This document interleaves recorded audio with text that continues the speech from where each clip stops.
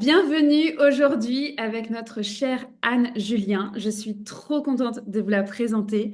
Anne, on s'est rencontrés ensemble en 2018. Je donnais une conférence sur les huiles essentielles et la périnatalité et depuis, c'est un match, on va dire ça comme ça.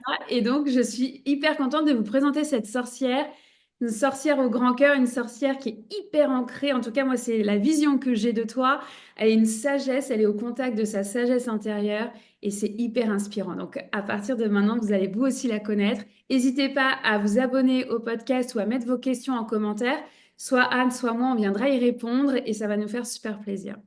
Fait que Anne, j'ai envie de te dire, on va faire l'exercice aujourd'hui d'une entrevue comme si je ne te connaissais pas. On va reprendre depuis tout le début. Qui es-tu? Ouf, question. C'est drôle en plus que tu dis ça, parce que là, tout de suite, ce qui me monte, c'est un exercice qu'on a fait pendant la retraite de 3 jours. Donc, je reviens, je suis revenue hier. Puis, on est en train de monter un spectacle sur les femmes, sur l'équité. Puis, tu sais, il y avait différents tableaux, puis on devait choisir ce qui nous inspirait, puis commencer à écrire, en fait. Et il y en avait une des chansons, tu as commencé par ça. Qui es-tu? D'où viens-tu? Vaste Hmm. question. Euh, Bah là, ce qui me vient, c'était, je commence par les étiquettes. Je suis française, mais j'habite au Québec depuis 20 ans. Je suis maman de deux filles de bientôt 5 et 8 ans. Je suis blogueuse, auteure, conférencière. Moi aussi, j'ai un podcast. Et puis, en fait, je pense que, ouais, si on fait l'entrevue aujourd'hui, c'est parce que je suis une artiste dans l'âme. Et en fait, tout ce que j'ai créé, je pense, quand j'ai redécouvert mes dons, puis avec Maman sans tabou, c'est que j'avais vraiment besoin d'exprimer ma créativité. J'ai travaillé plusieurs années comme formatrice. J'ai travaillé avec des immigrants parce qu'en fait, j'aime la rencontre avec l'autre, j'aime les langues, j'aime le voyage. Ensuite, j'ai travaillé en culture parce que justement, en fait, j'avais ce besoin de d'être en contact avec l'artiste en moi, mais finalement, j'ai réalisé que travailler avec des artistes, c'est pas comme être une artiste. Et récemment, j'ai commencé ce livre que j'ai dans ma bibliothèque depuis des années, et j'ai trop ri parce qu'au tout début, elle parle des artistes fantômes, mais en fait, bah, je me suis tellement reconnue, c'est des gens qui n'osent pas euh, laisser s'exprimer leur artiste, mais donc ils s'entourent d'artistes. Et c'est exactement ça que j'ai fait une bonne partie de ma vie. Euh, et là, en fait, depuis que j'ai décidé de me lancer dans l'entrepreneuriat, c'est vraiment ma créativité qui s'exprime. Et puis là, j'ai l'impression que ça arrive à un point culminant avec les deux projets en fait dans lesquels je suis embarquée en ce moment. Hmm. Alors justement, tu nous parles de dons, que tu as Mhm. réouvert tes dons. Ouais. Moi, je veux tout savoir. Quand est-ce que ça s'est passé? Est-ce que c'était là depuis toujours? Comment tu as réussi justement à réouvrir la porte de ta magie? Ok. Alors oui, c'était là depuis toujours, mais je m'en suis pas rappelée tout de suite. Quand ça s'est réouvert, j'ai pas fait le lien tout de suite. Euh, ce qui Alors déjà, le point de départ, et c'est lié avec mon entreprise, c'est la maternité. En fait, quand je suis devenue mère, puis je pense que c'est le cas pour beaucoup de femmes, ça a rouvert beaucoup de blessures, ça a rouvert un questionnement identitaire. Pourtant, moi, j'avais déjà fait, enfin, depuis toute petite, de toute façon, me pose des questions sur qui je suis, pourquoi je suis là, etc. En même temps, quand j'ai eu une grosse peine d'amour il y a plusieurs années, j'avais entrepris une thérapie, puis déjà, ça m'avait fait cheminer dans ma quête identitaire. Puis c'est là justement que j'avais changé de carrière, enfin, mais j'avais pas encore été à fond dans qui je suis. Et quand je suis devenue mère, en fait, cette quête, elle a repris parce que je me reconnaissais plus, j'étais plus bien, enfin. Et en fait, puis là, je souris parce que je pense à toi, à ce que tu fais dans la vie. C'est le corps qui m'a ramené en premier à mes dons. C'est que moi, après ma première grossesse, j'ai fait ce qu'on appelle une aménorrhée prolongée, donc j'avais pas de retour de cycle. Donc, dit pas de retour de cycle, dit aussi moins d'énergie, pas de libido, donc la vie de couple, tu sais, déjà quand on est parent, c'est pas évident, mais là en plus, s'il y en a un des deux qui a pas de libido, Bon, on part de loin. Donc, j'ai cherché des réponses. J'ai cherché des réponses et j'ai trouvé un atelier offert par Annick Baillargeon, que tu connais aussi. Oui, j'ai dans le Annick, podcast. oui, oui, c'est vrai. Annick, en fait, je la connaissais déjà. Ouais, c'est à ce moment-là que je l'ai rencontrée. Ça, je ne sais plus si j'ai commencé par ces massages ou par cet atelier. En tout cas, c'était un atelier sur la femme. On était à l'automne et elle faisait ça avec, alors je me rappelle plus son nom, je crois que c'est Indiana, qui m'a initiée pour la première fois en fait à la route médecine autochtone. Et dans cet atelier, donc il y avait des enseignements, il y avait des trucs ayurvédiques, il y avait, je pense qu'on avait un atelier de création aussi, il y avait un yoni stream, oui, mais c'était mon deuxième en fait. Ah non, en fait c'est Claire d'eau la première. J'étais dans des cercles de femmes avec Claire d'eau en premier, mais j'étais pas dans mes dons encore. J'étais plus dans ah ça existe, des espaces pour parler, mais c'était pour se reconnecter à son corps. Et dans cet atelier avec Annick, à un moment donné, on part en visualisation. Et là, moi, je vois un aigle. Et ça m'a tellement frappée, parce qu'en fait, depuis des années, je faisais du yoga, de la méditation. Mais moi, quand on nous emmenait dans des visualisations, je voyais jamais rien, en fait. Et là, j'ai vu un aigle et ça m'a tellement frappée que je l'ai dit. En fait, j'ai dit, ben voilà, je comprends pas parce que ça ne m'arrive pas. Et là, j'ai vu un aigle et là, tout le monde, oh, mais c'est super fort, c'est la vision claire, c'est un emblème puissant. Fait que là, j'étais comme, hein. Et là, tu sais, je regarde la carte d'oracle que j'avais pigée. Vision claire. Ah, ok.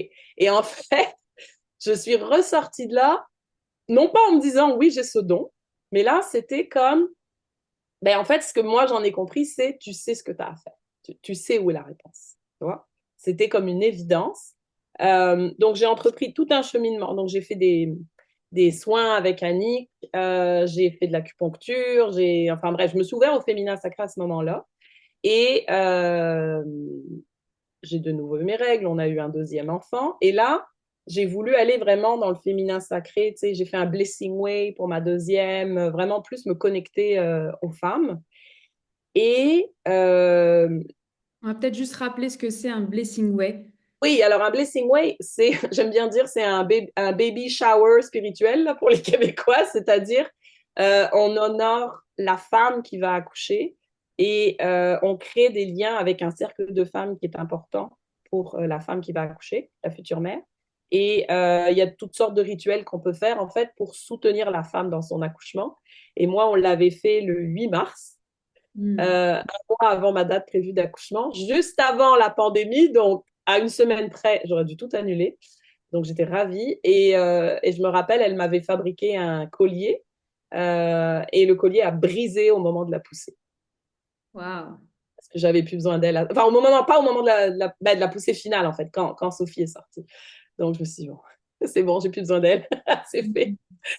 Euh, et puis, Et puis, en fait, ben, j'ai commencé du coup à pratiquer plus la méditation. Puis quand j'ai eu ma deuxième, j'ai eu de nouveau un down, en fait. Et puis, il y a une amie à moi qui s'appelle Monica Canducci, qui est d'origine italienne, que j'avais rencontrée dans ma chorale, qui avait posté un truc sur Facebook. Puis, ça me parlait, en fait. Donc, j'avais fait des sessions Zoom avec elle. Puis, je suis entrée dans son programme The Goddess Within, qui en fait te reconnecter à toi à travers les cinq éléments. Le cinquième pour elle, c'est le cœur. Et en fait, ça, c'était une forme de méditation dansée. Et moi, ça tombe bien, j'ai toujours aimé la danse. Et quand je faisais ces mouvements, là, j'avais plein de visions. Je suis comme, oh wow. En fait, quand je restais assise à méditer, j'avais des pensées, je me reconnectais, mais j'avais pas de vision. Mais quand je dansais, j'en avais. Et à un moment donné, je lui dis, écoute, Monica, je vois toujours un autochtone avec ces plumes-là. C'est à chaque fois il est là. Et donc elle m'a présenté Dominique Rankin et Marie-Josée Tardif qui sont à la tête de Kinawa. C'est un organisme qui aide les autochtones à se reconnecter à leur culture, mais aussi les gens comme toi et moi qui sont pas autochtones, mais qui ont cet appel pour les sagesses autochtones. Moi, c'est une culture qui m'a toujours fascinée. La première fois qu'on est venu au Canada en 96, j'ai dit à mes parents, je veux aller visiter des réserves. J'aurais voulu aller en Colombie-Britannique, on n'avait pas le temps. Euh, et depuis que je suis au Québec, en fait, j'avais jamais été creuser cet aspect-là. Et donc, elle m'a mis en contact avec eux. Puis pendant la pandémie, ils avaient un programme en ligne qui s'appelait Mikana, puis après un autre qui est Kinan. Et puis alors là, moi, ça aussi, ça m'a refait cheminer à travers toutes mes blessures. Et c'est ça, quelque part, qui m'a connectée, parce qu'en fait, oui, la deuxième étape, en fait, c'est quand Marie-Josée Tardif nous a parlé des rêves, la médecine des rêves. Et là, moi, ça a ouvert une porte parce que ça m'a toujours intéressée, mais comme beaucoup de gens, je me disais, oui, mais moi, je rêve pas. Et là, elle nous dit, on rêve tous, c'est juste qu'on s'en rappelle pas. Alors, comment on fait pour s'en rappeler? Donc, moi, j'ai été lire le livre qu'elle nous avait recommandé de Nicole Gratton. Et une chance que je l'ai fait parce que, tu sais, si je m'étais arrêtée au nom, là, Nicole Gratton, tu sais, je me dis, c'est qui cette femme pour... Elle a un nom, tu sais, le plus terre à terre. Et en fait, mais un ouvrage, c'était passionnant, c'était super bien écrit, c'était clair, il y avait plein d'exercices, plein d'exemples. Et là, j'ai fait waouh, vraiment, j'ai une méthode pour reconnecter à mes rêves. Et là, j'ai commencé à faire ce qu'elle disait. Les rêves sont revenus, j'ai commencé à les écrire. Et en fait, moi, c'est par là que j'ai reçu plein de messages jusqu'à ce que je me rappelle, grâce aussi à Mikana, parce que dans les exercices, justement, le premier module, c'est qui es-tu? Donc, il nous ramène dans notre enfance, dans nos jeux d'enfance, dans nos passions. Et en fait, en rouvrant cette porte-là aussi, je me suis dit, mais en fait, j'ai toujours rêvé. Petite, je faisais des rêves prémonitoires. J'avais des rêves récurrents, je me rappelle, où je tombais dans l'escalier, puis je ressentais dans mon corps, là, mais je ne savais pas quoi en faire. Je suis dans une famille où ils sont très terre à terre, justement, pas très ouverts à ça. Donc, j'en parlais pas vraiment. Puis le jour où 3 de mes rêves prémonitoires se sont réalisés, j'ai eu peur, j'ai fermé la porte. Alors, comment t'as Pourtant, fait? Comment t'as fait? Moi, je pense à toutes les sorcières qui ont fermé la porte parce qu'on a toutes fermé la porte ouais, et que ça prend ce courage d'aller la réouvrir. Donc, on entend dans ton cheminement, tu es allé chercher quand même des choses, enfin des programmes, des rencontres qui ont nourri ton... ouais, Et t'es allé, tu t'es mis en priorité finalement dans ce cheminement personnel. Mais tu ouais. sais, ça prend, tu sais, cette clé-là pour dire, en fait, je suis en sécurité d'aller réouvrir cette porte alors que bah, j'ai eu 3 rêves prémonitoires et que ça s'est passé. Comment t'as fait? Ben, c'est qu'en fait, c'est qu'au moment où je l'ai rouvert, je me rappelais plus que j'avais fermé à cause de ça. La Hmm. passion pour le rêve, elle était toujours là. Elle était toujours là. Et donc, la joie, la passion de la découverte, moi, apprendre, j'adore ça, euh, elle a été plus forte. C'est après que je me suis rappelé que j'avais fermé la porte. Quand j'ai vu toute cette richesse, je me suis dit, waouh! Et c'est en fait, c'est en méditant, c'est par la suite que je me suis dit, mais oui, c'est vrai, depuis toute petite, c'est ça. Parce Hmm. que moi, j'avais ce grand questionnement qu'ont toutes les sorcières, c'est comme, mais moi, je n'ai pas de don, mais en fait, elles l'ont toutes depuis l'enfance. Si j'en avais un, ça serait déjà déclaré. Ben oui, ça s'est déclaré, c'est juste que soit tu l'as pas vu, soit as tout fermé. Puis je me rappelle encore comment j'ai fermé. Ça me faisait tellement peur qu'il y a une période dans ma vie où j'étais ado ou pré-ado. Quand je m'endormais le soir, je faisais comme des petites prières. Donc, je veux pas ci, je veux pas ça. Tu sais, au bout d'un moment, l'univers t'entend, quoi. Et il m'a entendu, il a tout fermé. Donc, si tu veux, pour moi, il n'y a pas eu il y a pas eu besoin de courage, en fait, parce que je me rappelais pas que j'avais fermé et la passion était plus forte. Et quand j'ai vu, en fait, tout ce que ça pouvait m'apporter, ben, j'ai rouvert et j'ai découvert, en fait, que j'avais toujours eu de l'intuition. Et quand j'ai fermé cette porte-là, il y en a d'autres qui sont ouvertes, mais j'en avais pas conscience. Et j'ai découvert qu'en fait, mon intuition était là pour me protéger. Et par exemple, je me rappelle qu'une fois, je m'en allais rencontrer un gars, une blind date, via tu sais, un site web à l'époque. Hein, c'était pas, on n'avait pas encore les applications. J'ai 46 ans. Hein. Donc, je m'en allais rencontrer le gars dans Paris. Puis je me rappelle encore, j'étais dans le métro à La Défense. Je quittais le travail, j'y allais. Et là, dans mon corps, ça fait un grand non. Mais genre, tu sais, je me sentais comme si j'avais mal au ventre. J'étais figée. J'étais comme, wow, qu'est-ce qui se passe? Et j'ai senti qu'il fallait pas que j'y aille. Donc, je sais plus, j'ai inventé une excuse. Mais tu sais, un truc crédible quand même, genre, je sais pas, Mhm. ma grand-mère vient de mourir, mais bon, genre, il m'est arrivé quelque chose. Et quand j'ai vu la réaction du gars, je me suis dit que j'avais bien fait parce que je me suis dit, n'importe quel gars aurait dit, tu sais, il aurait le droit d'être déçu, mais il aurait dit, ah, bah, OK, est-ce qu'on se reprend? Non, non, là, il a très mal pris. J'ai reçu vraiment un message presque insultant. Et pour moi, c'est la confirmation. Je le saurais jamais parce que je n'y suis pas allée, mais pour moi, c'est sûr que j'ai échappé à un danger quelconque, tu vois. Donc, en fait, quand tu réalises que ces dons-là sont là pour toi, pour te protéger, ben, tu as juste envie de... En tout cas, moi, j'ai juste envie de plus, en fait. Parce que j'ai toujours été quelqu'un qui cherchait des réponses, qui cherchait, mais je les cherche ailleurs. Tu vois, c'est drôle parce que ce matin, ce qui est monté dans la méditation, c'est ce- ce- cette bascule permanente entre le dedans et le dehors. À un moment donné, je suis partie dans mes pensées et pour me ramener à l'intérieur, ben, je me suis raccrochée à ce qu'il y avait à l'extérieur, le bruit des oiseaux, mes pieds sur le sol, une douleur quelque part dans le corps. Et je me suis dit, c'est drôle quand même, hein, on a besoin d'aller dehors pour revenir à l'intérieur. Et en même temps, tu vois, dans la retraite que je viens de vivre, c'était ça aussi. C'est en contact avec les autres, ça m'a vraiment aidé, supporté. Et en même temps, j'avais des besoins de ouf, non, là, il faut que je revienne à moi, à ce qui est. Tu sais, c'est vraiment cette bascule-là, en fait. Cette Euh, danse, on pourrait presque dire, entre le besoin d'être avec les autres et finalement d'honorer son hypersensibilité. Et ce que je trouve hyper intéressant, c'est que tu renverses complètement la vapeur en disant, mais nos dons sont là pour nous protéger. mhm, Alors que la plupart d'entre nous, de sorcières, de magiciens, on a plutôt peur de nos dons, de qu'est-ce qui va arriver, est-ce que je vais faire du mal?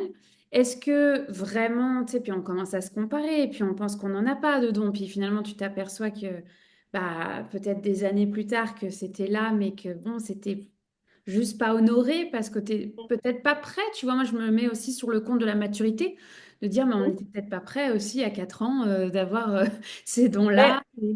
c'est pas tant être pas prêt, parce que tu vois, ma mentor, elle a ça depuis toute petite. C'est tu as besoin d'être en sécurité. Et ça, c'est quelque chose, moi, depuis 1 an, que j'ai vraiment compris. Puis ce matin encore, c'est ça que j'avais dans mon carnet. Oui, mais ça fait tellement de sens. Sécurité. Mais écoute, c'est intéressant ce que dit la citation. La sécurité vient de l'intérieur. Je Mm. suis mon propre refuge. Et c'est ça que j'ai expérimenté. Mais comme tu dis, c'est pas ça qu'on nous dit. Ma mentor, elle, c'est qu'elle avait des parents qui ont tout de suite vu ses dons, puis qui l'ont tout de suite mis en contact de maîtres spirituels.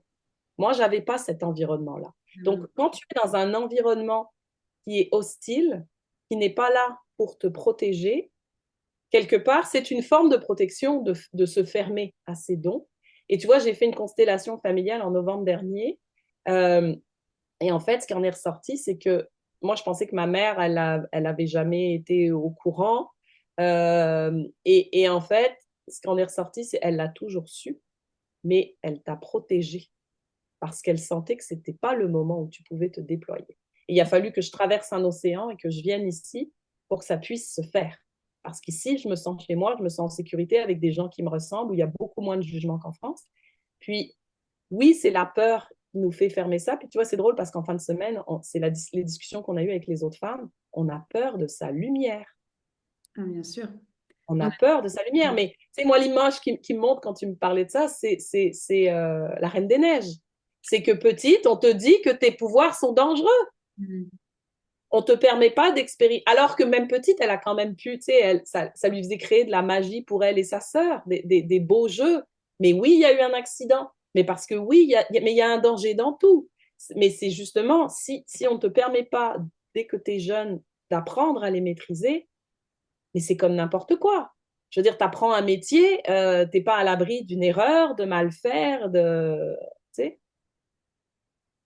C'est Donc, intéressant parce que pour moi, tu vois, c'est pour raccrocher ça à la maternité qui tient à cœur, dont on va parler après. Tu vois, pour moi, c'est ça le plus bel héritage, en fait. C'est cette parentalité chamanique de pouvoir dire, mais vous êtes en sécurité avec ce que vous ressentez. Parce que moi non plus, j'ai pas eu du tout l'environnement. Tu vois, même encore aujourd'hui, je sais pas trop ce qu'elle fait, Laurence, tu vois. Mais bon, en même temps, il y a de l'amour, voilà, ils sont là, ils me félicitent et j'adore ça, en fait. Et en même temps, il y a des chemins qui s'ouvrent, en fait, pour nos proches qu'on adore et qu'on aime tant parce que, ben, en étant en contact de notre lumière, de facto, en fait, ça inspire l'autre à être lui aussi au contact de sa propre lumière, même si on a chacun notre propre chemin. Mais alors, j'ai envie de dire aujourd'hui, ces dons, donc, tu les mets au service de quoi? Parce que moi, je sais que tu as été prof, tu n'as pas nommé ta carrière d'avant, tu as été prof, j'en ai parlé un peu. tu as juste Mais dit, j'ai parlé j'ai changé de d'accompagnement. carrière.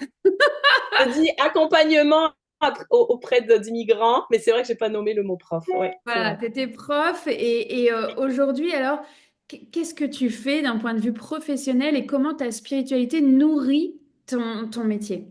OK. Alors en fait, aujourd'hui, j'accompagne les mères qui, comme moi, n'aiment pas être mères. Donc j'ai d'abord lancé un blog parce que moi, j'avais besoin de définir mon projet, d'écrire, puis les gens me répondaient. Donc en fait, je me suis rendu compte que ben, j'adorais écrire sur la maternité. Euh, donc c'est pour moi une façon de libérer la parole parce que moi, j'en avais besoin, mais en le faisant, les autres se reconnaissent et donc ils osent te dire, ah, je suis pas tout seul. Ah oui, moi aussi, je ressens ça. Donc, quand tu n'es pas tout seul, ben justement, tu as cette sécurité. Donc, tu oses plus t'ouvrir et en parler. J'ai aussi lancé un balado qui s'appelle D'une mère à l'autre, auquel tu as participé, qui est inspiré en fait de la voix originelle des 13 mères, donc ce livre-là, que ben, en fait c'est toi qui me l'as fait découvrir à Mhm. travers ben, la première fois, je pense que tu avais lancé un programme là-dessus. Et pour moi, c'est d'origine autochtone, donc c'est sûr que ça vient me chercher. Euh, et en fait, moi, ça me parle beaucoup, tous ces enseignements. C'est des mères de clan, elles sont pas toutes mères au sens physiologique, mais j'avais envie de partager ces enseignements aux autres et surtout de faire connaître des femmes que je trouve inspirantes. Parce que moi, c'est ça qui m'a aidée. C'est de découvrir des femmes qui osent, qui ont des dons, qui veulent nous aider, qui ouvrent la parole, tout ça, tu sais. Et je me dis, quand on voit qu'il y a d'autres femmes qui le font, qui nous soutiennent, qui veulent qu'on le fasse aussi, tu sais, ben, appuyons-nous sur elles, elles vont nous inspirer. Donc, l'idée de ce balado, c'était ça. Euh, et puis, sinon, j'offre donc les cercles de parole. C'est une médecine que j'ai découvert avec les autochtones qui m'a fait beaucoup de bien, justement. Moi, c'est dans un cercle que j'ai compris que j'avais, par exemple, une préférence pour une de mes filles parce qu'il y a une autre femme qui l'a dit. Et là, j'ai fait comme, ah, c'est ça que j'aime. Et en même temps, ça déculpabilise de se dire, OK, je ne suis pas toute seule. C'est parce qu'on dit toujours, ah, mais il faut aimer ses enfants égales, mais c'est pas vrai qu'on on les aime pas de la même façon, de la même manière que eux aiment pas leurs deux parents de la même façon. Mais c'est comme si c'était tabou. Donc moi, c'est ça, je veux défoncer les tabous, parler des choses qu'on n'ose pas dire, des choses qui fâchent, parce qu'il y a énormément de conditionnement sur la maternité. Hein. J'avais lu un jour dans un livre, la maternité, c'est une affaire publique. Tout le monde s'en mêle, même ceux qui n'ont jamais été mères, même les hommes qui savent pas ce que c'est. Donc, moi, j'ai envie de dire, bah oui, mais c'est aussi mille et une expériences différentes. On le vit toutes. Et puis là-dedans, moi, j'inclus celles qui sont pas mères, celles qui ne le veulent pas, celles qui se questionnent, celles qui l'ont été, mais qui ne le sont plus, celles qui n'ont pas voulu l'être, celles qui n'ont pas pu l'être. Parce qu'en fait, je trouve qu'on a tendance à nous séparer. Puis, en fait, la richesse, elle est dans la variété des expériences, justement.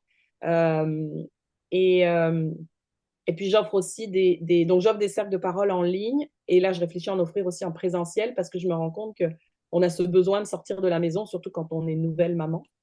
Et puis, des ateliers. Alors là, l'atelier sur lequel je travaille, c'est sur justement réveiller et décupler la créativité. C'est vraiment un sujet qui me parle beaucoup cette année parce que moi, c'est ça que ça a fait, en fait, la maternité.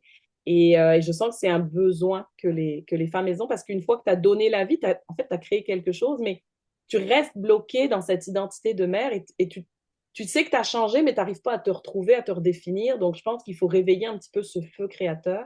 Et là, j'ai comme plein d'idées.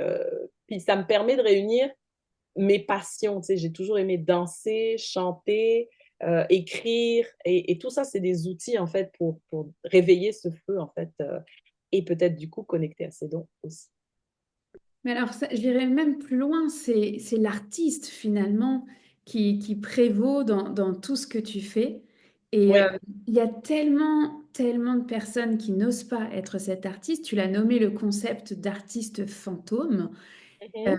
Comment tu as réussi à dire, OK, allez, je crée la scène et je monte sur scène?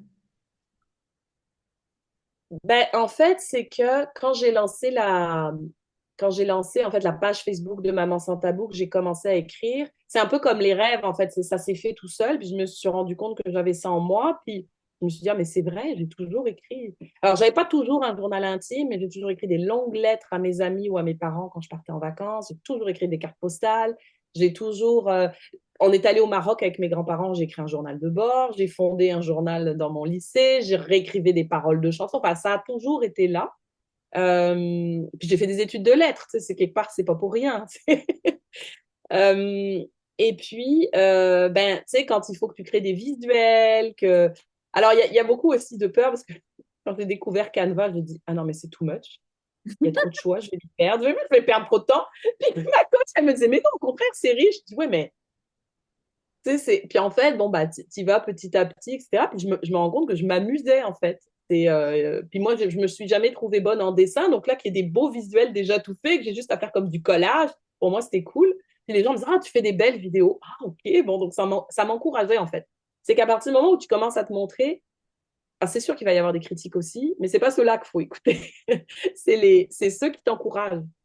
Puis j'avoue qu'ici au Québec, l'avantage, c'est que les gens sont plus portés à t'encourager qu'à te critiquer.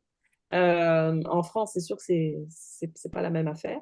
Il y a des Euh, haters dans tous les pays, Anne. Il y a des haters ouais, partout. mais moi, j'ai toujours eu le feeling qu'en France, on commençait par tu sais, critiquer, puis pas forcément négativement dans le sens pour que tu t'améliores, mais on commence pas toujours par l'encouragement. En tout cas, moi, c'est comme ça que Ouais, je le puis ressens. en fait, tu sais, ça dépend dans tous les pays. C'est jamais blanc ou noir dans un pays. Et Non, non, c'est vrai. le fait d'être rentrée, moi, en France depuis 3 ans, il y a beaucoup, beaucoup de beauté. Il y a beaucoup de choses qui ont changé aussi en France. Mm. Mais peut-être aussi ta posture à toi a changé, tu sais. Ah, mais c'est Moi, sûr, parce que tout part de l'intérieur. c'est C'est toi ça. qui l'as Moi, je dit. sais qu'il y a encore quelque chose à guérir par rapport à mon identité de française, parce que justement, dans la retraite, dans les 13 tableaux dont on va parler, moi, ceux qui m'ont appelé, c'est maternité, évidemment, et culture. Il y a Mm. encore, quand j'ai écrit sur ce sujet-là, j'ai écrit sur 4, en fait, et quand j'ai écrit sur celui-là, les deux femmes m'ont dit, waouh, là, on sent le vécu, on sent qu'il y a quelque chose, quoi. Euh, et puis, je sais aussi dans ce que j'offre, il y a toujours des femmes du Québec et de la France. Il y a toujours un pont à faire, en fait. Euh, ouais. Puis, ben, en fait, puis après, l'artiste, c'est qu'une fois que tu ouvres la porte, ben, c'est un peu comme les rêves, c'est que ça se multiplie. En fait, tu y prends du plaisir. Puis moi, la joie, le plaisir, c'est vraiment un moteur. Donc, je fais ce qui me fait plaisir, tu sais. Le balado, c'est drôle, en fait, c'est venu de là-haut, quoi. C'est dans une méditation que tout le projet est venu.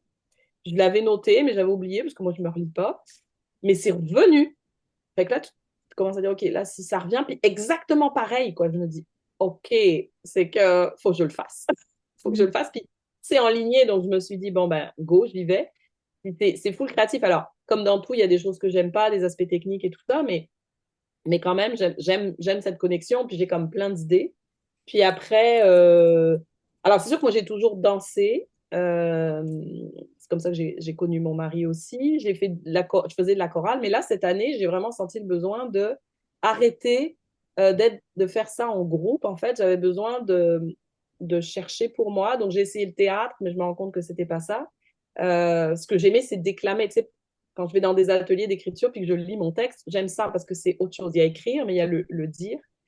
Et en fait, bah, là, il y a une femme qui m'est arrivée avec ce projet de spectacle et j'ai dit, mais j'ai tellement besoin de dire ma vérité, mais sur scène, en solo. La scène, ça me fait pas peur parce que j'ai déjà fait des spectacles de danse, de chant, mais j'étais toujours en groupe, j'étais toujours entourée.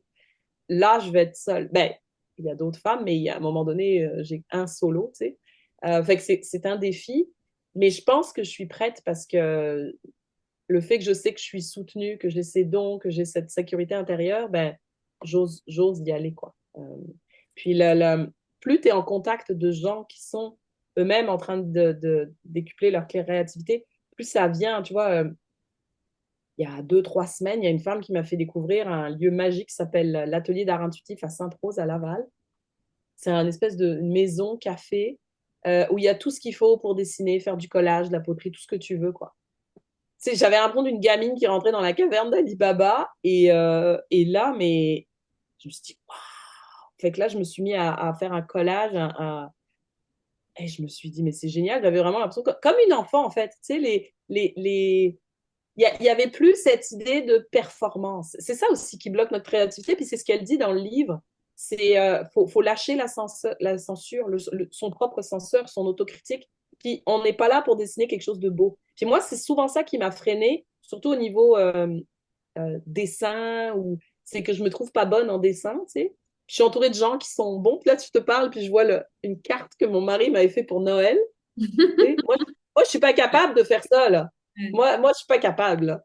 Mais, Ça me fait penser parce que tu vois, j'avais une de mes filles, je l'avais mis au jeu de peindre à Montréal d'ailleurs. Et en fait, c'est des cours de peinture où ils sont dans une salle, petits et grands. Ça commençait à 3 ans, puis ça allait jusqu'à 99. Là, et puis, ils sont là, ils prennent les couleurs et hop, ils laissent aller leur créativité.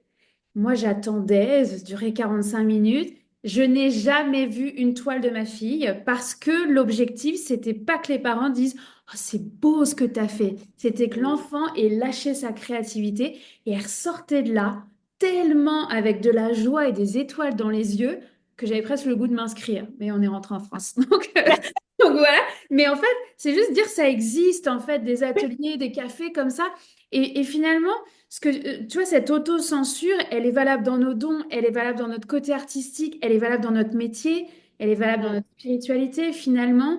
Et de t'entendre, bah, c'est de dire, OK, c'est possible, en fait, de monter sur scène parce que il y a ce socle, finalement. Tu reviens vraiment sur ce terme-là à plusieurs reprises avec justesse, la sécurité intérieure. Mhm. Qu'est-ce que tu dirais à quelqu'un, à une sorcière, un magicien, qui se sent pas en sécurité, justement?